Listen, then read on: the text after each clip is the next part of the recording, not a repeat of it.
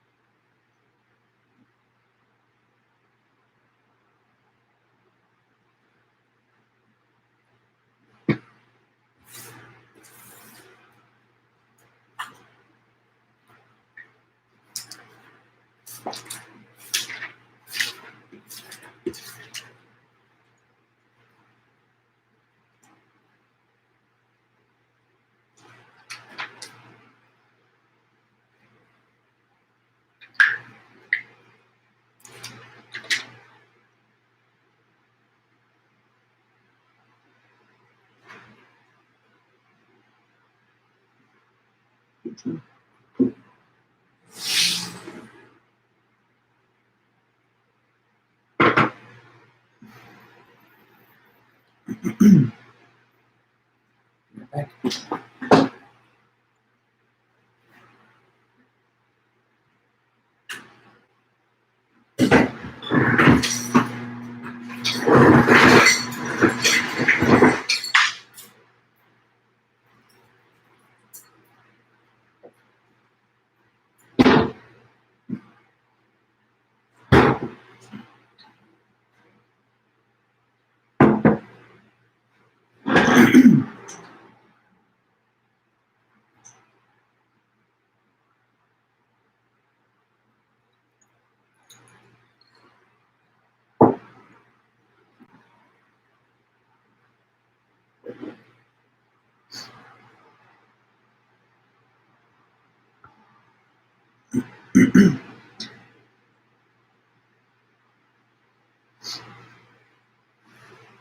Okay, just another couple minutes.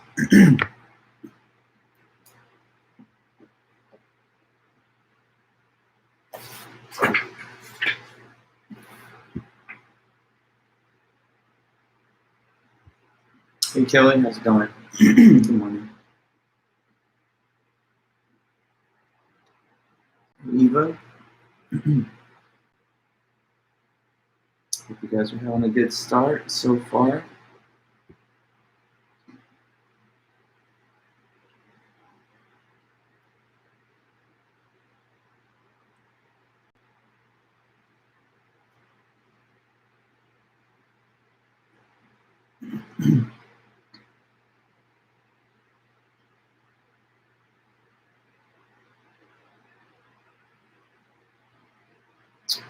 Eddie, hey boy.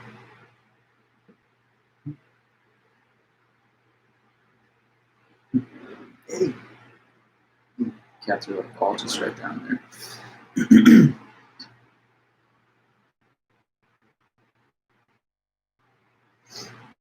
Hey Drew.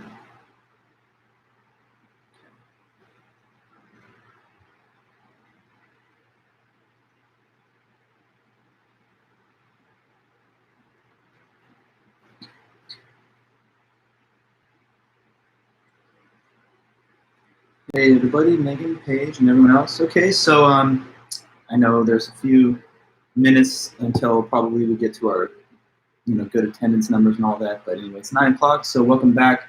Thank you guys for being here. So it's another important meeting. We're going to continue to develop the topic of the theory of knowledge, epistemology today. We started with this on Monday, and we were midway through it, so we're going to just pick up where we left off. Let me kind of just summarize the major things that we did talk about on Monday. So first of all, I filled you guys in on some of the historical background of these ancient Greek philosophers that are kind of like founding father type figures to the whole field of Western philosophy, especially Socrates and then his student Plato, who's another one of the big names. So I basically just told you all about the trial and the death of Socrates, how he was a sharp wit and intellect who would engage people in conversation and dialogue and discussion. This aroused the concerns of the Athenian government, so they told him he needed to stop. They were worried he was corrupting the youth, or maybe they just didn't like what he was doing, but he refused to stop. They arrested him. They put him on charges. He was then executed, and so starts the legacy of the lineage of ancient Greek philosophy that kind of we inherit down to the current day. And then I just started telling you a little bit about some major vocabulary items that you got to be familiar with in order to fully comprehend discussions in epistemology. So I guess one thing we talked about was the meaning of the word, what do we start with? Proposition. Okay, so proposition is the meaning of a sentence, not to be confused with the sentence itself. The sentence, the symbols that you look at or the sounds that you hear with your ears are just the outside covering of the meaning that is contained within that piece of speech or writing. Obviously, we know there are many different languages where the same ideas are expressed by words that sound differently or look differently symbolically. So the proposition is the meaning behind the sentence. For example, the snow is white, that's English. Der Schnee ist weiß, that's German. But these two things say the same. So one proposition, but two sentences. Then we talked about what truth is. Truth is when what a proposition says mirrors or matches the facts of reality. Like if I tell you I'm wearing a watch, this is true. If I tell you I'm wearing a hat, no, I'm not, that's false. But the difference, why is one sentence true and the other one's not, is because one of the sentences matches what's real, what's really happening, and the other one doesn't, so it's a falsehood. Then we talked about belief. Belief is just when a subject thinks that a sentence is true. So when you affirm or accept that some statement is true, that's when you believe it. And even though there's only one set of facts, there can be people who disagree on the facts and have different beliefs about them. So truth is kind of objective because it's fact-based, but belief is more subjective. You want to have true beliefs, but of course there's a potential to have a belief that's false. Now, we go on and continue this little development of epistemology vocabulary from here. The next term I want us to be clear on is justification. So this is still just vocabulary for epistemology. So what do you believe would be a justified belief? What does it mean when somebody has a belief that has justification with it? Any guess? What do you guys think, if you had to guess? Justification, to have justification, to have a justified belief, or what is the difference between that status and a belief that's not justified? Okay, good, Cameron, has proof, that's right. So justification is just a different way of saying when a belief has proof, evidence, or reasons to support it. So justification is having good reasons or evidence to support, to back up your belief.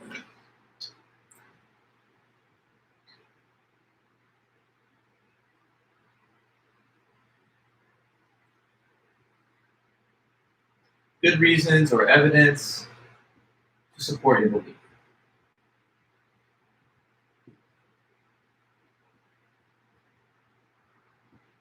All right. Sometimes a belief is based on proof. It's based on evidence that you have. Sometimes people have beliefs that are based on nothing, that are just based on a random hunch or a guess or even nothing at all. So justification is another key ingredient in the whole definition of knowledge, which we're getting to. And I just have one more of these vocabulary pieces that I wanted to put on the board first. What is an epistemic agent?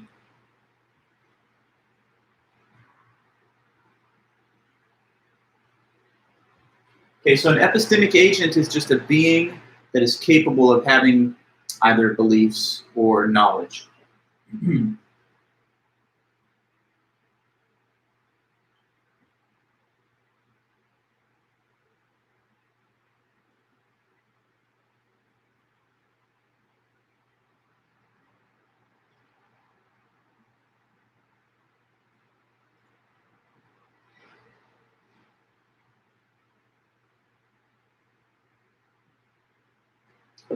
Okay, so one last piece of terminology, I guess. Epistemic agent. It's just a word that refers to any being that's capable of just having beliefs or having knowledge. Like, for example, you see this marker that I'm writing things on the board with. Is the marker an epistemic agent? Is this marker here one of those things that is capable of having beliefs or of having knowledge? No. I mean, I hope you understand it's very clear. This thing's just an inanimate object. It has no consciousness. It has no judgment. So it's not like this marker is sitting here thinking about the topics that we're discussing, and forming beliefs or attitudes or judgments about anything. But we, of course, are epistemic agents. And in a way, it's kind of interesting to think about that. You know, this is such a huge universe, and most everything in it is unconscious, just, you know, inanimate matter. Most of it, of course, is not living matter. And then even when you get to life forms, you know, some of them are comparatively unsophisticated, little bugs and microbes and bacteria and stuff. But then when it comes to a very advanced life form like us, we form all kinds of beliefs. We have detailed knowledge about physics, history, chemistry, philosophy, and so on and so on and so on. So, I mean, we are very unique and interesting things in this universe because we take a perspective on everything. We actually perceive, we experience. We're not just objects like pieces of furniture sitting around, but we're epistemic agents. Okay, do you think there's any other epistemic agents aside from human beings? What do you believe about that? I don't know, just a question. What do you think? Any view on that? Is it just us? We're the only things in the universe that can form beliefs or have knowledge? Or do you think there's anything else? If so, what do you think? Yeah, I was thinking about animals, right? So animals, they have consciousness, they have feelings, and some are, you know, quite intelligent, but they don't have the kind of language that we have. Nonetheless, I would say that they probably do form beliefs. You'd have to assume they do because, of course, they do all kinds of stuff, right? Like when you get home from a day at work or something and your cat is waiting for you, it seems like the cat knows that you're back or that maybe you're going to feed them. Or like these cats are very smart and they're highly attuned to like the little things that I do during the day. So animals may have some knowledge, but of course the knowledge that they could possibly have is much less sophisticated and advanced than ours. You know, like you can tell me facts about the, I don't know, historical events that led to the establishment of the United States, but this cat, you know, is only going to know a couple of things, maybe about its immediate surroundings, what to expect, what time things happen, and so on. Okay, but anyway, just adding that to our vocabulary. Now, putting all that on the table, we can start to combine some of these terms to get to that definition of knowledge that was given by the Greeks. Okay, so the classical definition of knowledge. What was it that Plato and Socrates really thought about knowledge? What is knowledge according to them? They said that knowledge was this. So this is the classical definition of knowledge.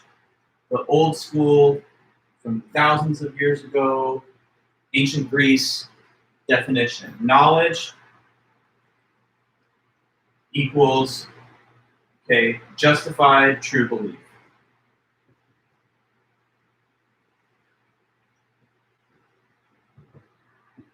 There you have it, it's that. It's justified true belief. So sometimes in epistemology land, people like to abbreviate this for some reason, I guess, because it just creates a nice acronym that kind of rolls off the tongue.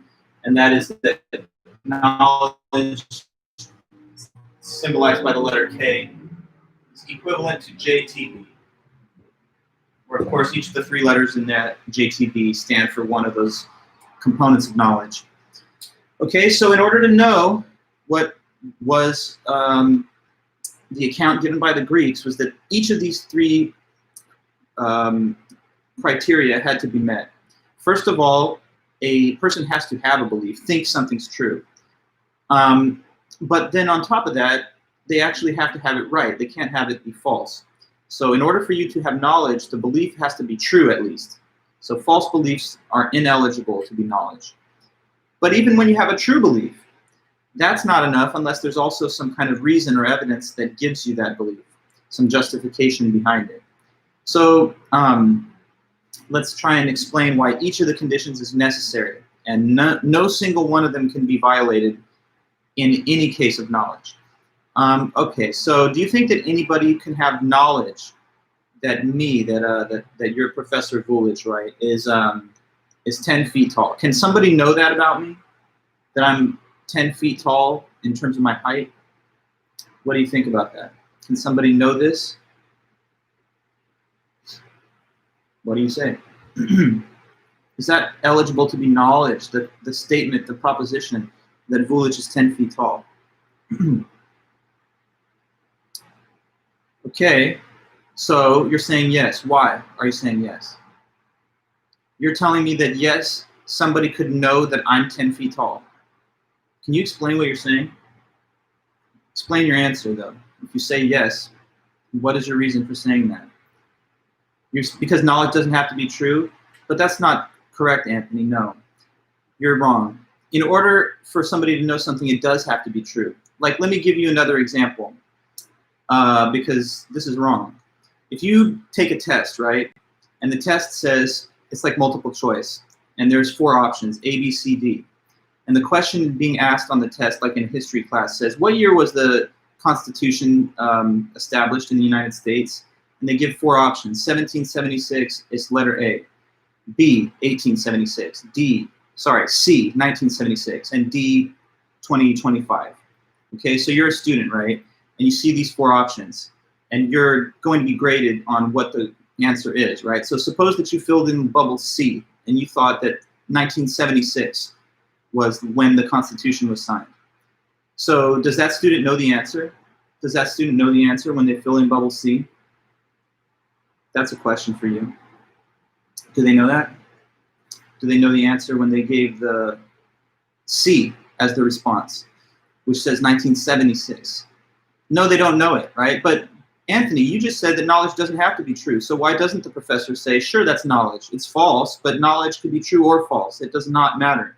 Of course, that's not correct. You can only get credited for knowing things when you're getting it right. Knowledge can't be formed on the basis of incorrect information, because knowledge is a success term. Knowledge doesn't mean just anything you think.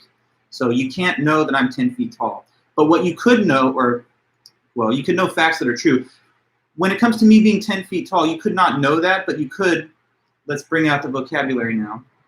You couldn't know that. That's not possible, because clearly I'm not 10 feet tall, nor has any human being ever been 10 feet tall. The tallest human ever was Robert Wadlow, and he was 8'11". But back to my overall question, what is something that about me being 10 feet tall that you could do? Not to know it, but a person could, I guess, if they were really, really out there, they couldn't know this thing, but they could what? About me being 10 feet tall, or about the world being flat, or about the Constitution being signed in 1976. None of these things could be known because they're not correct. But it's possible for someone to believe them, exactly, yes. A person can believe things that are false, and sadly, a lot of people do. But you don't know things that are false. You can believe falsehoods, but you can't know them because knowledge embodies truth, okay? So incorrect answers don't get marked as credit that you know. That's when you don't know the answer. And the reason that you didn't know is easy to say. It's because you gave false answer. Okay, so truth is a requirement. So is belief. Suppose that the student, again, they marked the false answer, so they didn't know the correct answer, but they also didn't believe that the true answer was the correct answer, right? So like if somebody believes that the world is flat, that person does not know that it's a sphere, because they have disqualified themselves from knowing that it's a sphere since they don't even believe that it is, right? So you, of course, have to think that something's true for you to be a person who knows it. But on top of that, it also has to be objectively true, not just that you think it's true. Now, the third requirement is justification, okay? So, for example, right now, suppose that I just love even numbers, and I want to have this belief, that there's an even number of people on the planet Earth that are alive, you know, like a number divisible by 2. Could I be correct in holding that belief, that there's an even number of people right now? Could that possibly be correct? I think you know the answer to this, but let me know. I'm saying I wish for this to be true. Okay, good, Megan. Yeah, that could be true, just because it's some number, and it's either an even or a non-number. So I have about 50% chance to be correct. Now, suppose I believe that statement, and suppose that just by chance it is true. Would you say that I know it? Do I know that there's an even number of people on the planet Earth, even if I have a true belief about it? Can you say that that's something that I know? Or that there's an even number of grains of sand at the beach or something? Is that something that I can claim to know, even if I have a true belief about it? No, exactly, Cameron. And why not? What's missing? I mean, if it's a true belief, then how come I don't know? What's missing? There's something missing. It should be intuitive, I hope. But it's the ingredient, the element of justification of evidence, right, Drew? So if I had evidence, then I could say I know it. If there had been some way of like conducting an instantaneous census of all the people, then I could say having conducted it post-census, now I know the exact number. But right now I don't know it. Let me go back to the example of the multiple choice quiz, okay? Student sees their selections, A, B, C, D. The question is, when was the US Constitution established? And letter A is 1776, and the other three are different dates. Suppose that the student doesn't really know when it happened. They're totally lost. And so they're going to have to guess which bubble to fill in. But they think this way. Well, they're like, okay, D is 2025, and I figure that can't be it because that's in the future.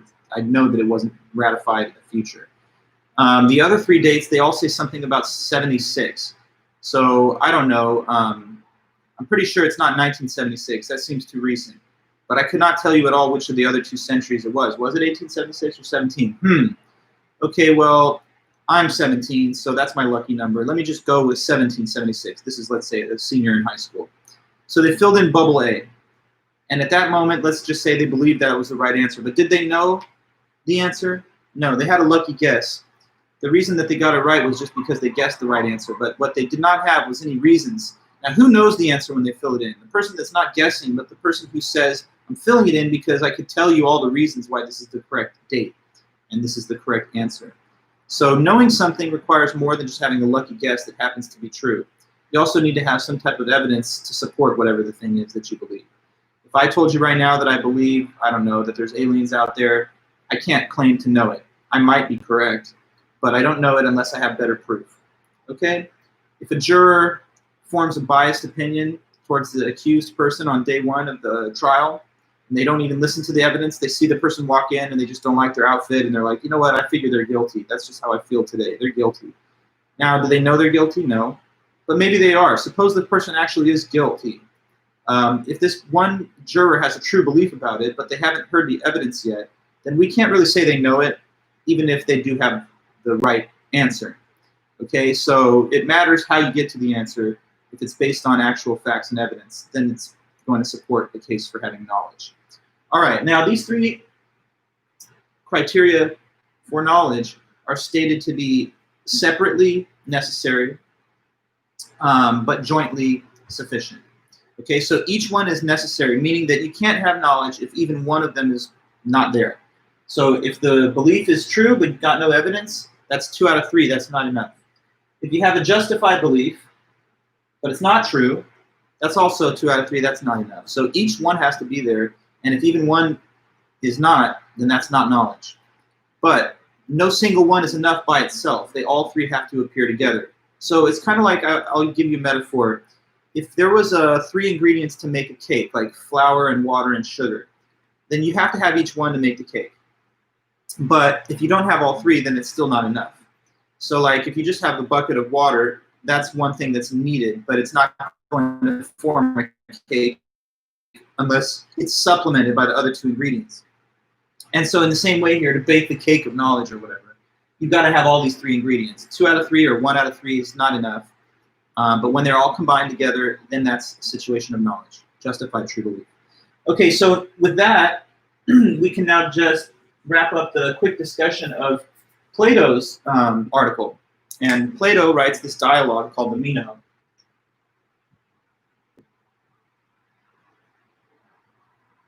Now, as I was explaining last lecture, Plato, the philosopher Plato, writes a lot of dialogues in which Socrates is the main character who speaks. And this is another one of those where Plato is talking about, well, Plato doesn't speak, and this is just a discussion between Socrates and this general named Meno. And they're talking about knowledge and what it is. So it's a pretty short piece of dialogue that's in our book, and that means that I can read a lot of it to you just straight away. So here's how the dialogue proceeds. Starts off with Socrates talking to Meno, and he says this: "A man who knew the way to Larissa, or anywhere else you like, and went there and guided others, would surely lead them well and correctly?" Question mark. And Meno replies, "Certainly." So I'm going to break down each passage dialogue as we get there. So in the beginning here, where Socrates says, "A man who knew the way to Larissa or anywhere else you like and went there and guided others would surely lead them well and correctly." Meno replies, "Certainly, Socrates." He's asking him here about a city called Larissa. Okay, so Larissa is another Greek city about 100 miles away from, it's 100 miles north of Athens in Greece. And so he's asking this question to Meno, his friend, who's a general. He says, "Meno, so say somebody who knows how to get to Larissa from Athens and has gone there many times, couldn't that person use the knowledge they have to lead someone else to that city?" And Meno says, "Yes, certainly." Okay, so all he's asking essentially is if somebody knows how to get somewhere and they've gone to that place many times, if they've gone from point A to point B many times and they know how to get to point B, couldn't they be a guide of some person who's never been to the second destination, to point B? Couldn't they use their knowledge to lead somebody and they would get them there correctly and they would get them to the right destination? And Meno says yes. Okay, so I mean, like for you guys, when it used to be, in-person classes, we would all be in the class and I would say, "Look guys, we're at Chapman right now, but all of you, you live somewhere where you sleep at night, right? And you know how to get there. So since you know how to get from this place, this classroom, to your apartment or your dorm or whatever, couldn't you lead a person that's never been there, like a new friend? Couldn't you lead them there and you guys would make it to the place?" And everyone agrees, yes. I'm not sure what would be a good example to substitute for that right now. I mean, you're probably like in your room somewhere, but I guess think of a familiar destination that you know how to get to.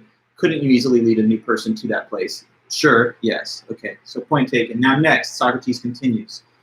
So he says this, "Well, what if someone had had a correct opinion as to which was the way, but had not gone there, nor indeed had knowledge of it? Would he not also lead correctly?" And again, Meno says, "Certainly, Socrates." So this second question now is a little different. He says, suppose though, okay, new case, somebody doesn't really know how to get there, but they have a correct opinion about how to get there, even though they've never done it themselves. Couldn't they also just use the correct opinion to get them there and lead others there correctly? And Meno again says, "Certainly." So to give you a window into what the question is here, think about it like this. Suppose somebody's trying to reach a destination which they've never gone to themselves before, but they do have a map, which is an accurate map, and it has true instructions and clear and true instructions that could lead them there, right? So that's not knowing how to get there yourself, but it is having a correct opinion as to which way it is, since you rely on the map, even though you don't have knowledge of your own. So you understand, like, suppose that you don't know because you've never previously gone on your own, so you don't have like a route memorized and it's not something that you know by heart, but you've got like a map that works well, and can't you use that well-working map to also lead people there? And Meno says yes. Now, this is thousands of years ago that this was written, but of course today we have all these kind of technological assistants to get to navigate our course around the world, right? So in the modern context, you might say, suppose someone knows how to get somewhere by heart, couldn't they like drive someone there? Sure. Another case, suppose they don't know how to get there, they've never gone, but they have like a functioning and a well-functioning GPS, like Google Maps. Couldn't they use that? As long as the instructions are correct, this is the substitute for the map. Couldn't that work as well as knowledge to get the person there? And again, the answer is sure, certainly. Now Socrates goes from there and says this, okay, so as long as he has the right opinion about that of which the other has knowledge, he will not be a worse guide than the one who knows, since he has a true opinion, even if it isn't knowledge. And Meno says, yes, in no way will it be worse. So Socrates asks, so correct opinion is no less useful than knowledge? And Meno says, yes, to this extent, Socrates. But let me hold off before I continue reading. And I'll just ask you this question. What do you think? So at this point, they're at this stage of the conversation. Socrates is asking Meno, well, then why is it better to know your way? Why is it better to actually know how to get there if just a correct opinion could get you there just as well? Piece of notation on the terms he's using, correct opinion.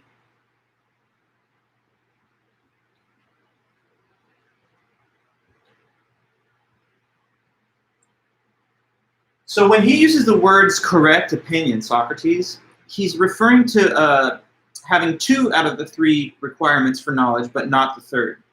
What do you think correct opinion is synonymous with in terms of the knowledge definition? It's blank and blank, but not blank. So it's 2 of the 3 component pieces of knowledge.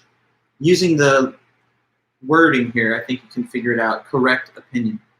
Correct opinion is, in other words, a what? Let's see if you have a guess from me. Yes, good, Megan. It's a true belief, but without the other element, which is justification. So correct opinion is a true belief without justification.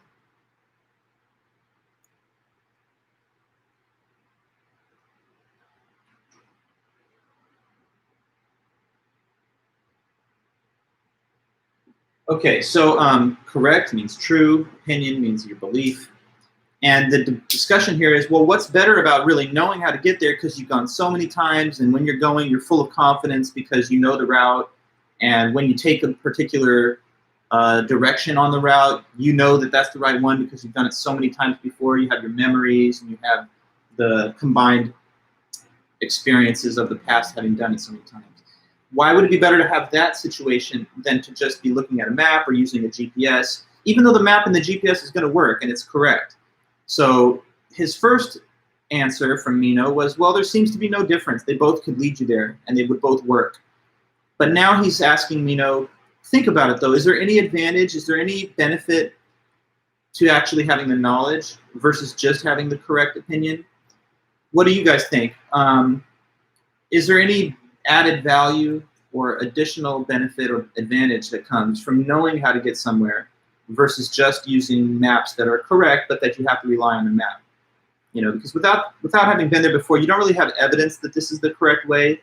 You're just placing trust in the map. But what do you believe? Is there any extra additional value to having knowledge versus just having the correct map? What do you think on that? You know, this is like Socrates' question to Mino. So you're Mino. What's the answer? What do you think? It's just your opinion.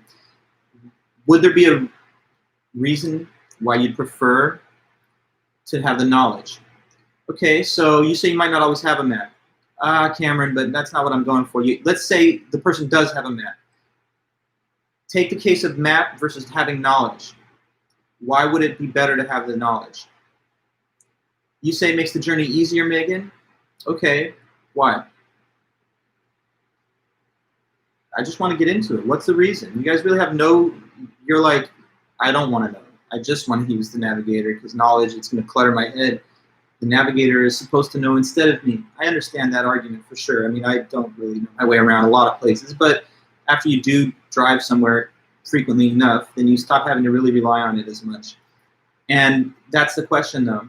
Megan, because you don't have to be checking the navigation each step of the way. Good. Okay, so with a map or a modern-day GPS system, even when it's working, you don't really know whether or not it's working, right? If you've never done it yourself before, you're just kind of riding on trust in the device. And sometimes there's road closures, sometimes the device can malfunction, and if that happens and you know your own way and you don't know what alternative routes are and stuff, then you might get lost along the way because you have occasion to not trust the map, right? If there's a fork in the road and let's say the sign is unclear and you don't know how to associate what it says with what the map is reading or what the GPS is showing, then that's a point in the journey where you can easily lose your way along the way. So that would be my answer, and that's kind of like what Mino says. He says the man who has knowledge will always succeed, but the man that just uses a correct opinion will succeed only sometimes. And as much as that sounds reasonable, Socrates kind of still probes him a little further. So here's what it says next. So correct opinion is no less useful than knowledge, and Mino says, yes, to this extent, Socrates, but the man who has knowledge will always succeed, whereas he who has true opinion will only succeed at times. And then Socrates hits him with this. He says, well, what do you mean? Won't he who has the right opinion always succeed as long as the opinion is right? That's like him standing his ground and saying, but why though? I mean, wouldn't a map just be fine as long as the map works? What's the benefit of having to have the knowledge? Now Mino's ready to give up, and he says, like, well, that appears to be so of necessity. And now you're making me wonder, Socrates, if that is true, why is knowledge valued more than a correct opinion? And why are they different? And then Socrates now is going to tell Mino why he thinks there is better value and more advantage in having knowledge versus correct opinion. So he says, well, do you know why you wonder, or shall I tell you? Mino says, by all means, tell me. So then Socrates says this: "It is because you've paid no attention to the statues of Daedalus, but perhaps there are none in Thessaly." Thessaly is another Greek city where Meno is from. At this point, Socrates refers to a myth that existed in ancient Athens, Greece, and this was the mythical sculptor Daedalus. Okay.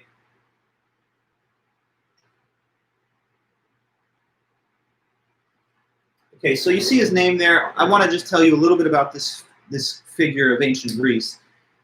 So there was the sculptor, and that was his name, Daedalus, and he was well known as the best, highly skilled sculptor there was in the whole land. So people would go to him, and he would sculpt very realistic, three-dimensional human figures. And because of how skillful he was and how realistic these sculptures ended up looking, a rumor, a legend, sort of a myth developed about Daedalus that if you got one of his statues and you ever, purchased one or got one somehow, that you should tie these statues to the ground with ropes, tether them into the ground with ropes, attach them, tightly to the ground with ropes. Why did they think that that was something that you should do? According to their myth, you should do that because if you don't do it, what will happen? You believe. They believed.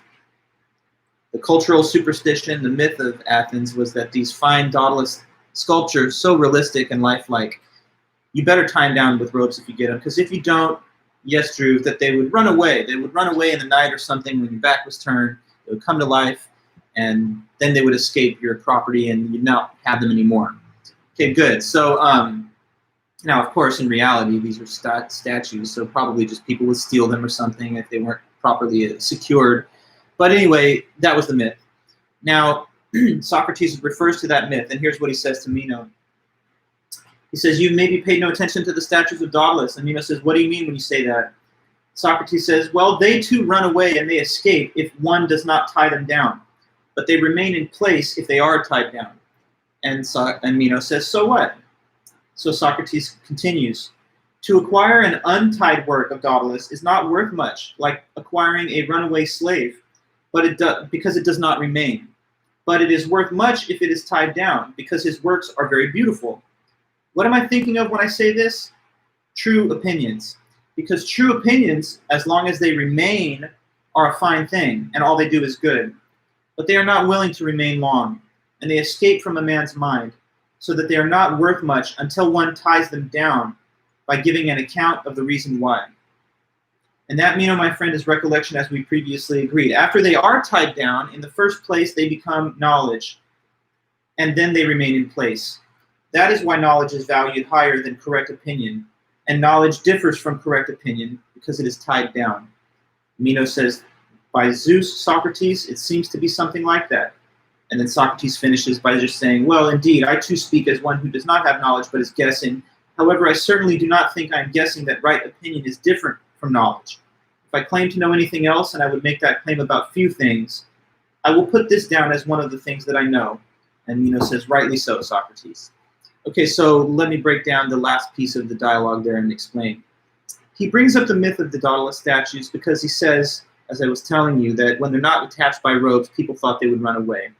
So if you had to pick, and you're a citizen of ancient Athens and you believe in this myth, what would you rather have, the statues with the ropes or without the ropes? Well, of course, with the ropes, because it's the same beautiful statue with or without the ropes. But the problem is it doesn't stay there for long without them. So you'd rather have the ability to retain this beautiful possession on into the future, and that's what the ropes provide, the security from escape. Now, this is a metaphor, and it is an analogy.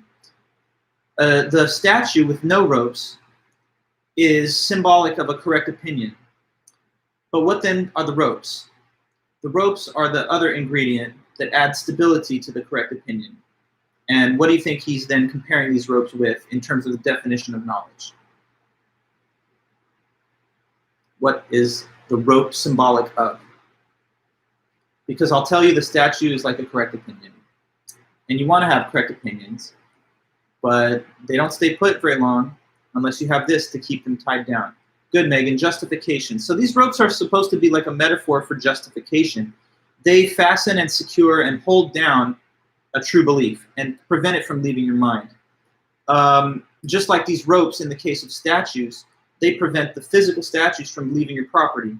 So what he's claiming is that just knowledge is better than correct opinion because it has that added element of justification. And what justification adds is that the belief will not leave your mind. You won't forget about it, or you won't change your mind about it because it's based on reasons. Go back to my example of the student that's struggling to fill in the correct bubble on a multiple choice question for history. If they filled in the right bubble, but they didn't really know why it was the right answer, like they're just, oh my gosh, I have to guess 50-50, I don't know, I'll go with 1776. Now, they might have got the answer right that one time. But if you ask them this question again in a year, and they still don't know the reasons why it's correct, then they might not give the right answer that time in the future. They'll be like, oh, what was it? I can't remember at all. Was it 1776, 1876? I just can't tell. So though they had the correct opinion for a little while, it left their mind because they didn't have facts and evidence to make it something that they remembered and that stayed with them. But what kind of student will always fill in 1776 today, tomorrow, a year from today, and 20 years from today?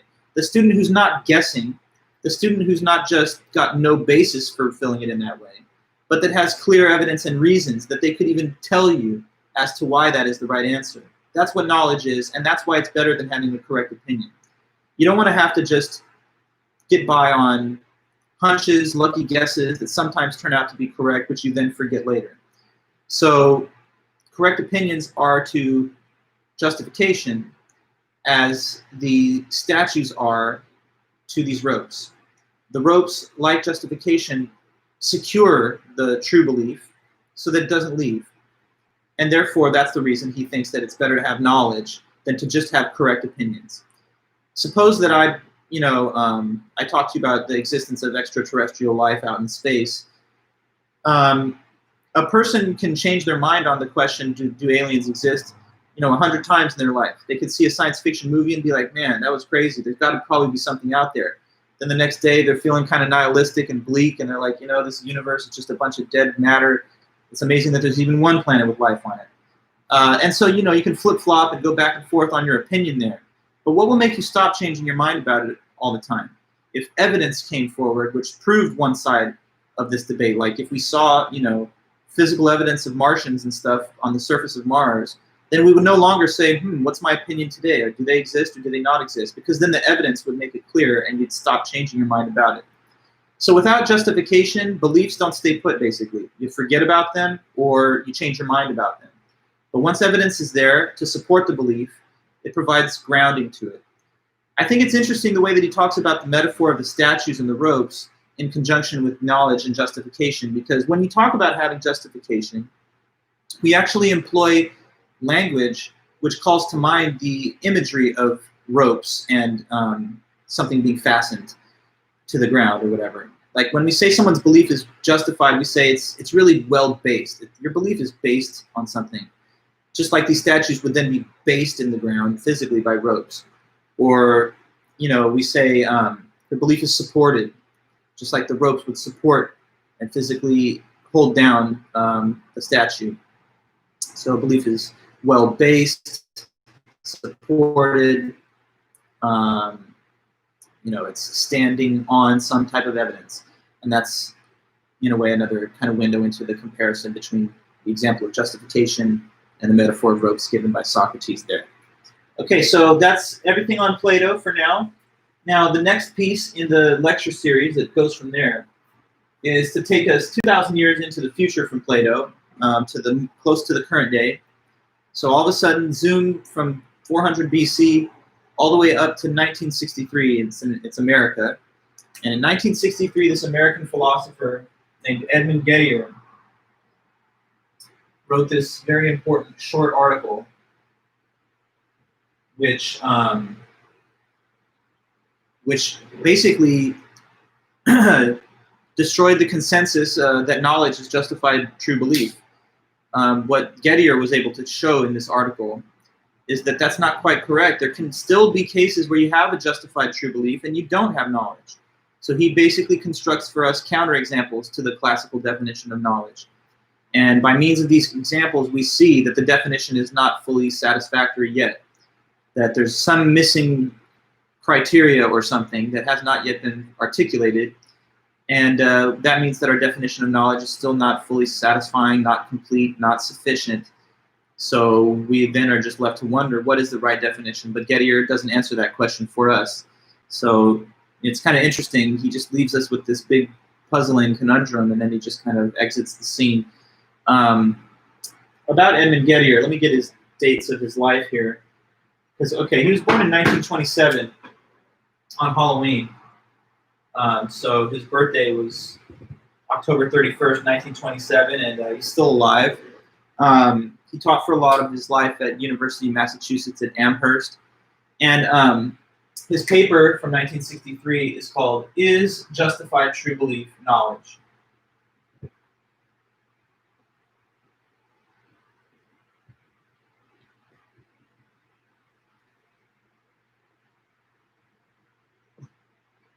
So widely considered to be a very important, almost revolutionary paper, in the way that it undermined the classical consensus definition of knowledge that had stood for literally thousands of years. There's also some, I mean, it's almost a little trippy, you know, because Edmund Gettier, okay, this paper that we're talking about that everyone in philosophy and epistemology knows about, famous paper from '63, it's the only paper he ever published in his life. So, I mean, philosophers, a lot of people in the academy will publish books and books, articles and articles, you know, spending all kinds of time and energy writing a ton of stuff and to boost up their academic profile and their, you know, their body of work. But Gettier just published this one article, and it's also extremely short. That's another weird thing. It's 2 pages. I mean, so he published this 2-page essay in the journal Analysis in 1963. And he never published anything else for his whole career, just one thing. And then it's kind of like the ultimate mic drop, if you will. Like, he just basically puts this 2-page classic essay out there that shatters the consensus view of knowledge. And then he just has nothing else to say. He continued teaching philosophy and, you know, supervising his students and everything, but he never did any other published work.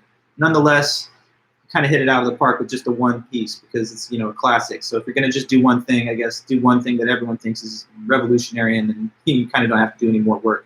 There's been some authors in literature that kind of give you that vibe. Like everyone, maybe you've probably heard of, like J.D. Salinger and Catcher in the Rye. Famously, he didn't write too much. You know, he wrote a couple of other books though, so less I guess unique than Gettier in a way, because he also had Franny and Zoe and 12 Stories. But classic of English literature, some people think, is Catcher in the Rye, even though it's one of his only books. Okay, so Gettier is a big-time philosopher with one article only, and it's only 2 pages. But yeah, the article tries to establish that the classical definition of the ancient Greeks is not accurate, is not correct. So let me start telling you about what he says in the article then.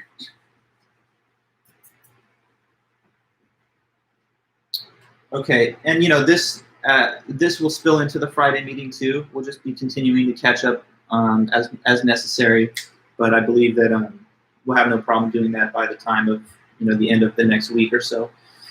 Okay, so the first thing Gettier does in his paper is that he just lists the overall definition of knowledge that he wishes to then critique, and it's the classical definition of knowledge. So he provides a clear statement of it.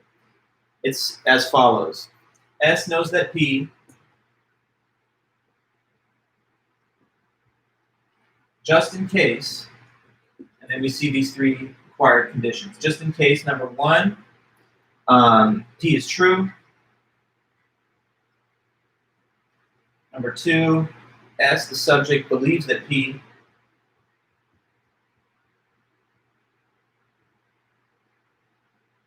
And condition 3, S, the subject, is justified in believing that P.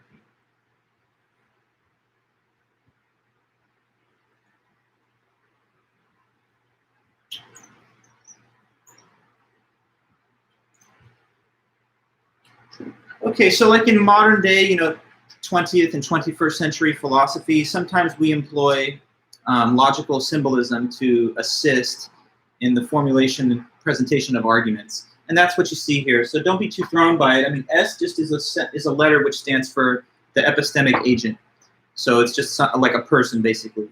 So some person knows a proposition, and we just label it P to be general, because the proposition can be of indefinite variety. It could be the statement that the sun is out, or it could be the statement that the capital of California is Sacramento. It could be the Earth is the third planet from the sun. So P is just of indefinite variety. That's why, to make a general definition, we don't place a specific item in there. Hey.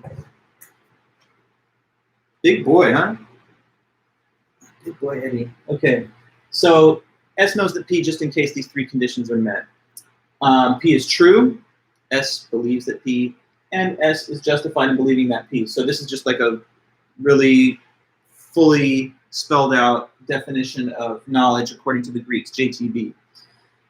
Now, he also states at the beginning of the article two other formulations of the definition, but I don't want to confuse you guys into thinking that he hits us with three different definitions. What he shows us there are three different equivalent statements that just have slightly different wording, okay? Because sometimes people state these three conditions in different ways. Like another version of it could say, S knows that P just in case, S accepts P, S has adequate evidence for P, and P is true. Now that's a different way of saying it, but those still amount to justify true belief. For example, the condition that S accepts P. What do you think that is between justification, truth, and belief? For S to accept P. This is just another way of saying what about Mr. S and the proposition P. It's another, perhaps more formal way of saying that the person has what? Belief, exactly. So to accept it is to think it's true, is to believe it. And to say that S has adequate evidence for P. To say that S has adequate evidence for P is equivalent to saying that there is what? The third condition of justification, right? So it's not that he's giving us different accounts of knowledge. He just says some people say it this way, some people say it that way, but all together they add up to the same, that knowledge is a justified true belief. Okay, so he just wants to put that there first. Yes, justification. He wants to put that there first so that we can then jump off from there. He states the definition, and now he's going to tell us what's wrong with it or why it's not accurate. So that's a good way, I get a good point for us to have a little break in the lecture. When we return on Friday, we'll wrap up the remaining stuff that's in Gettier's article, and then if we can, we'll start to talk about the work of the great French philosopher Descartes and his Meditations, which is a classic in philosophy too. So yeah, I could have rushed through a little more notes with 1 more minute, but the next item in the lecture on this takes a moment to discuss, so I don't want to have that compressed too much. So I guess for now then, I'll let us go. Thank you guys for being here. I really appreciate all your attendance. I noticed the attendance numbers were a little lower today, and to those that watch this later or something, just understand that you're not going to get the high grade that you want when you don't attend the class. It's just how it is. But anyway, thank you guys. Thanks so much, and have a great day, and I'll see you back on Friday. Take care.